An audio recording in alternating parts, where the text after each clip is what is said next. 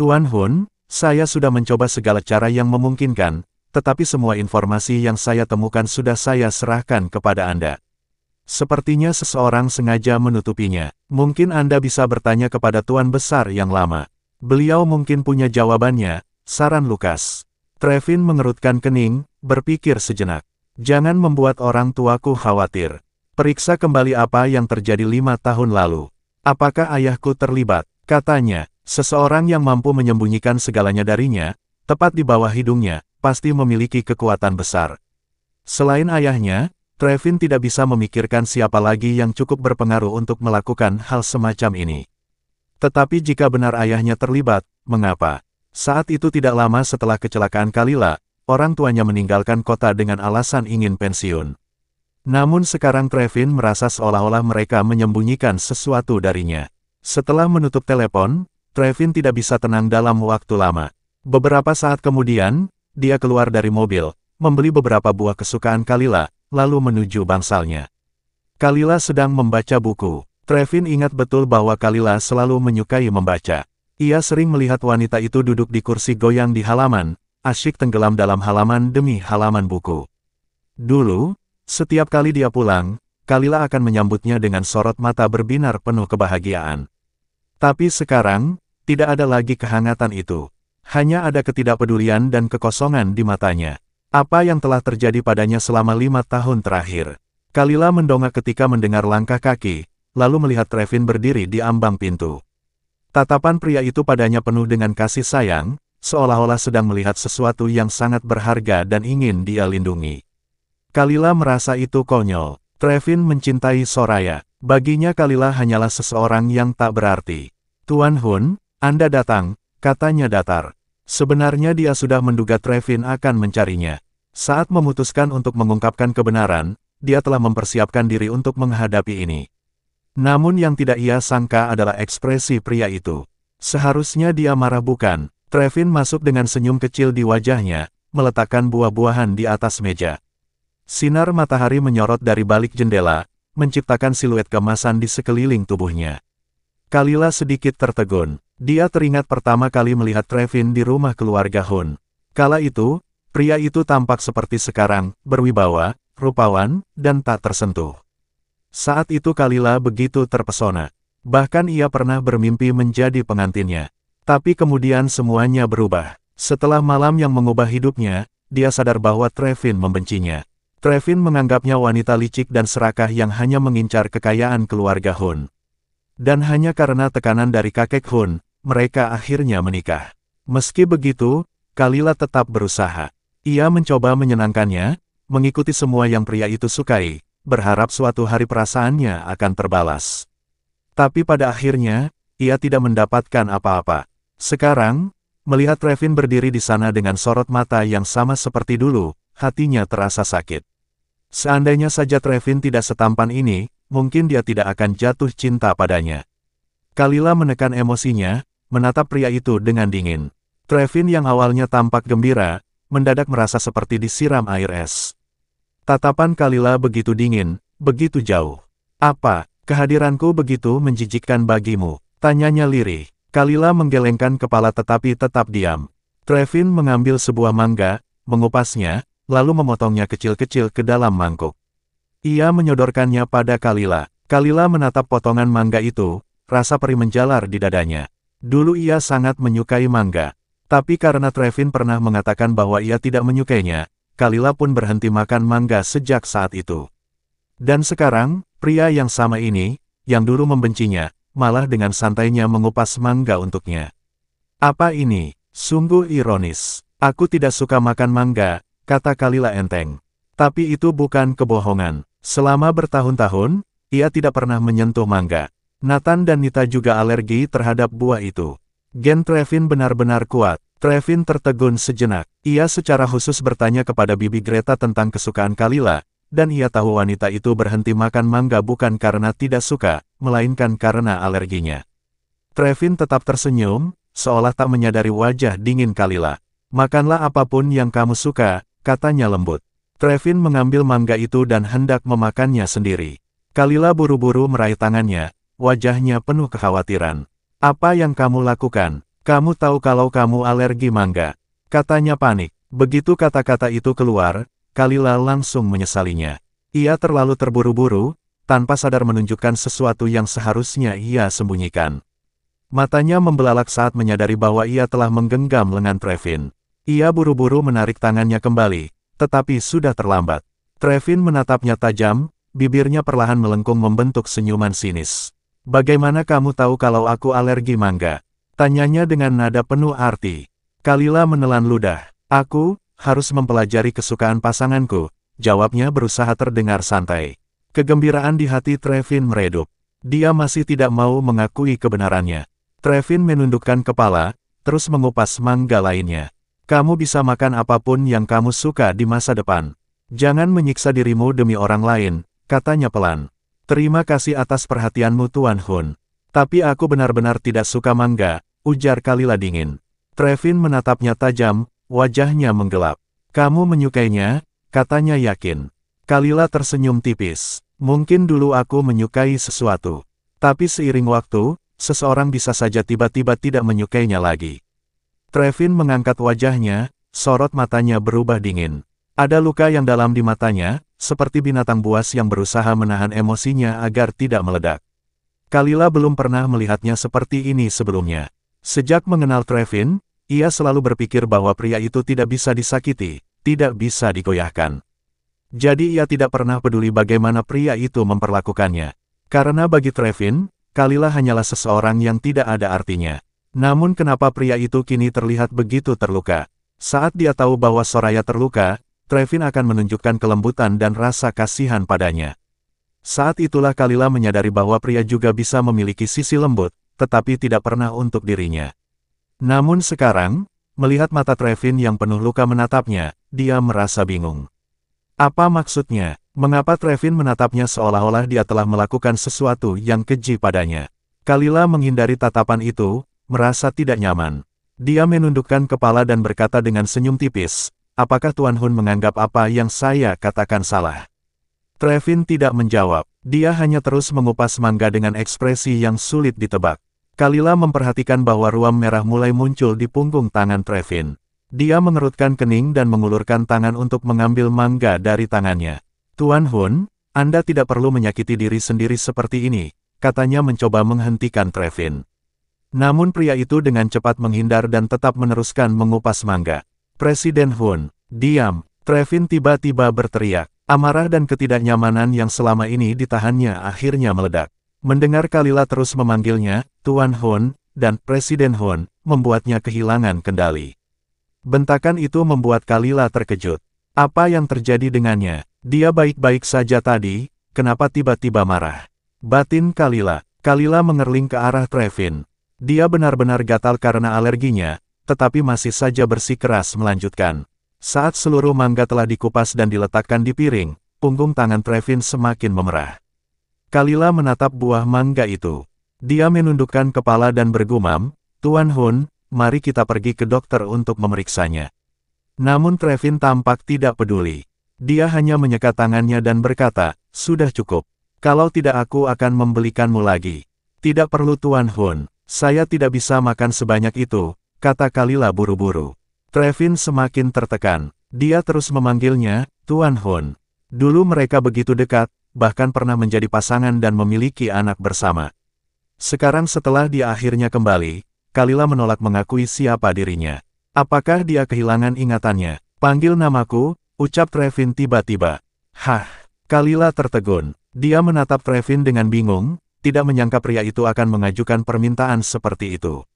Melihat ekspresi herannya dan kerutan kecil di antara alisnya yang begitu familiar, hati Trevin terasa perih. Aku terbiasa dipanggil dengan namaku, katanya lirih. Aku tidak terbiasa, sahut Kalila dengan nada acuh tak acuh. Pria ini benar-benar aneh. Bukankah seharusnya dia menanyakan soal Nathan dan tes DNA saat ini? Kenapa dia malah membahas hal-hal yang tidak penting? Apa yang sebenarnya dia inginkan? Pikiran Kalila penuh dengan kebingungan. Tanpa sadar, dia mulai memakan potongan mangga di hadapannya. Begitu gigitan pertama masuk ke mulutnya, dia tertegun. Rasanya masih sama seperti dulu. Sangat lezat, tapi tidak ada lagi perasaan bahagia seperti 5 tahun lalu. Saat dia melanjutkan makannya, matanya menangkap Trevin yang menggaruk punggung tangannya.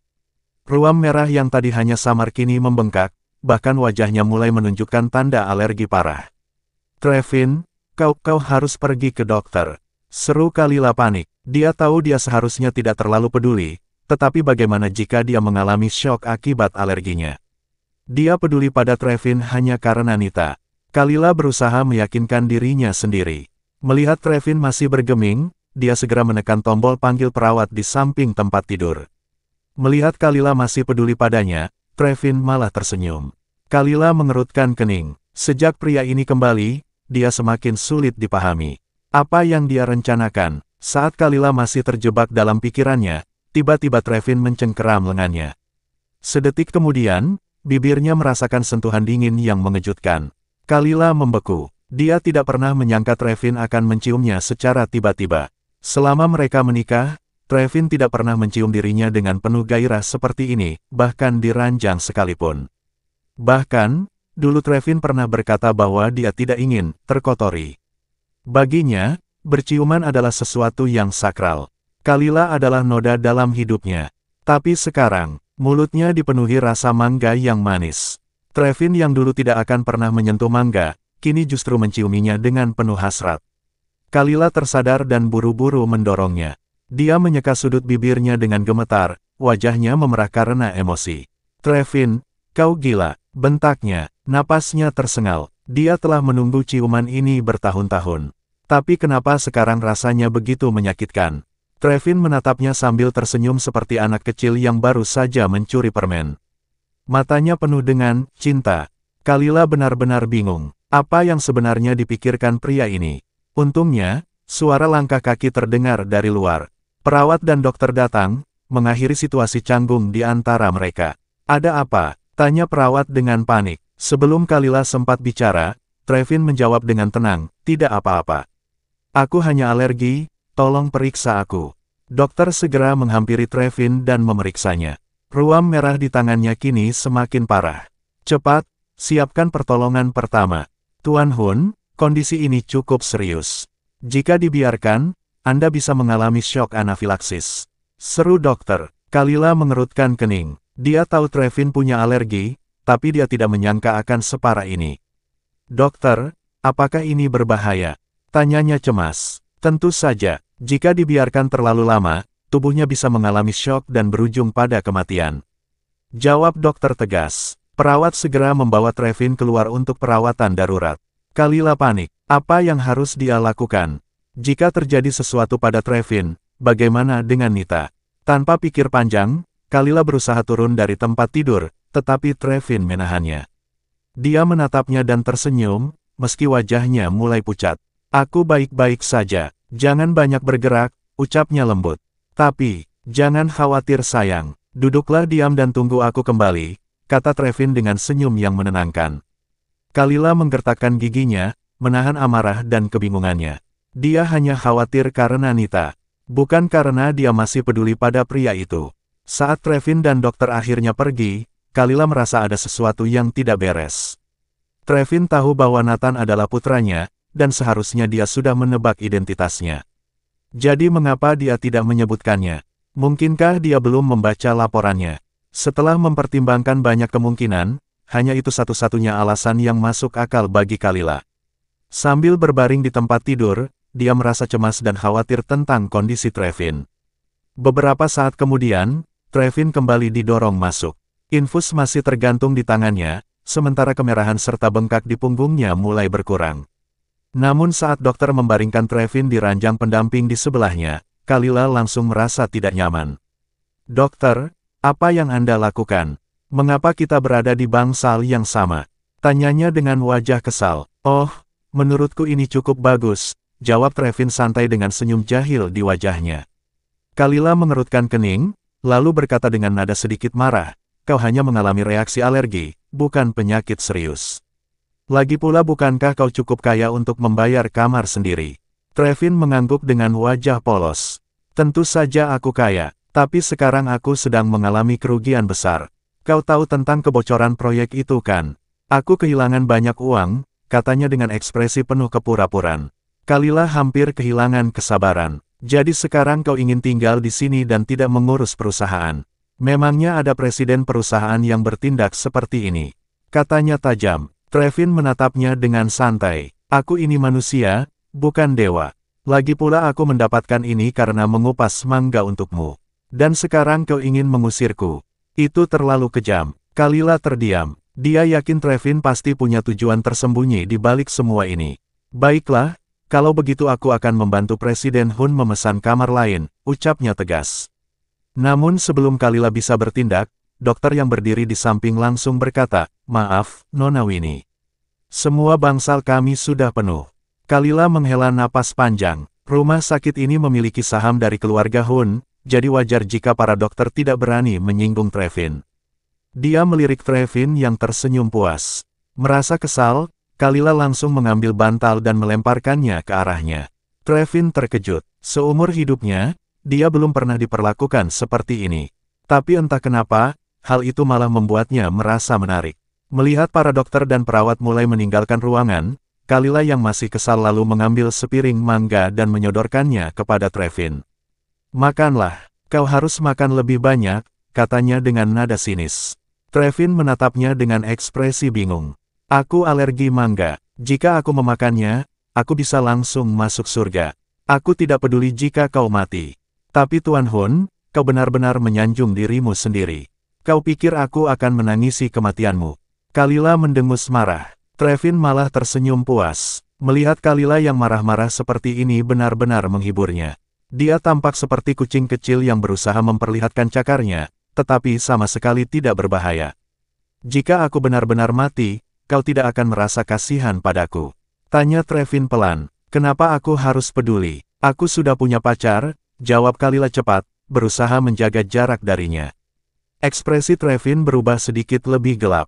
Namun, dia tetap tersenyum dan berbisik, "Selama kau belum menikah, itu tidak masalah. Aku masih mencintaimu Kalila. Aku ingin mengejarmu lagi, dan menikahimu." "Kau gila?" sahut Kalila dengan nada tak percaya. Dia benar-benar terkejut betapa mudahnya Trevin mengucapkan kata, istri, dan pernikahan. Trevin tetap melanjutkan dengan tenang, "Aku tahu kau masih memiliki perasaan padaku." Kalila merasakan tubuhnya menegang. "Trevin, permainan macam apa yang sedang kau mainkan? Aku tahu semua ini pasti ada maksudnya." Trevin menatapnya dengan santai. "Aku memang seorang penjahat, jadi kenapa aku harus malu menggunakan segala cara untuk mengejar istriku?" Kalila hampir kehilangan kendali atas emosinya. Dia ingin sekali membalas kata-kata Trevin, tetapi menahan diri dengan susah payah. Trevin tidak ingin mendorongnya terlalu jauh, tetapi dia juga tidak akan membiarkan Kalila pergi begitu saja. Dia sudah memutuskan, apapun yang terjadi, dia akan mempertahankan Kalila. Sambil terbaring di ranjangnya, Trevin mengeluarkan ponselnya dan mengirim pesan kepada Lukas. Semua urusan perusahaan sudah dia serahkan kepadanya. Yang lebih penting sekarang adalah istrinya. Kalila yang sudah terlalu malas untuk berdebat lebih lama, akhirnya membaringkan diri untuk beristirahat. Namun saat ingin meraih bantalnya, dia sadar bahwa bantal itu hilang. Dia menoleh dan melihat Trevin sedang memeluk bantalnya erat-erat, dengan ekspresi puas di wajahnya. "Benar-benar harum seperti dirimu," kata Trevin sambil mengendus bantal itu dengan puas. Kalila menggertakkan giginya karena marah. Mereka sudah saling mengenal selama bertahun-tahun, tetapi baru kali ini Trevin bertindak seperti penjahat yang menyebalkan. Kesal, Kalila langsung menekan bel perawat. Tak lama kemudian, seorang perawat berlari masuk. Namun, saat melihat tatapan tajam Trevin, perawat itu langsung merasa ketakutan dan berdiri dengan gugup. "Ada yang bisa saya bantu Nona Winnie?" tanya perawat itu dengan suara sedikit gemetar. Kalila menatapnya tajam. "Aku butuh bantal baru." Perawat itu menoleh ke sekitar ruangan, lalu menyadari bahwa Trevin memiliki satu bantal ekstra di tangannya. Namun melihat ekspresi Trevin yang seakan memberi peringatan, perawat itu langsung menelan ludah dan berkata dengan canggung, "Maaf Nona Winnie. Semua bantal sudah digunakan, dan tidak ada yang tersisa. Mungkin Anda bisa berbicara dengan Presiden Hun." Tanpa menunggu jawaban, perawat itu langsung kabur, seolah baru saja melihat hantu.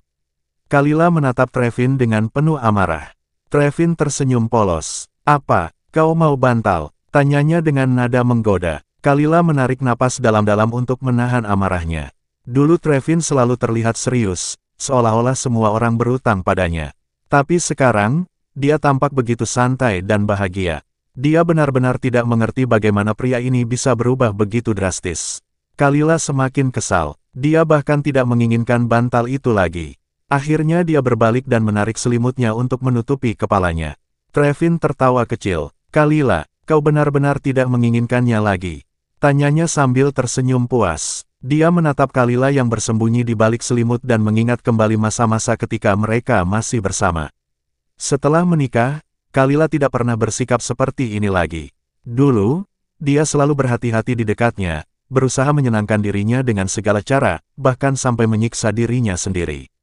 Namun sekarang, dia kembali menjadi Kalila yang dulu, spontan, penuh ekspresi, dan tidak takut melawan. Dan bagi Trevin, itu artinya satu hal. Dia belum benar-benar kehilangan Kalila.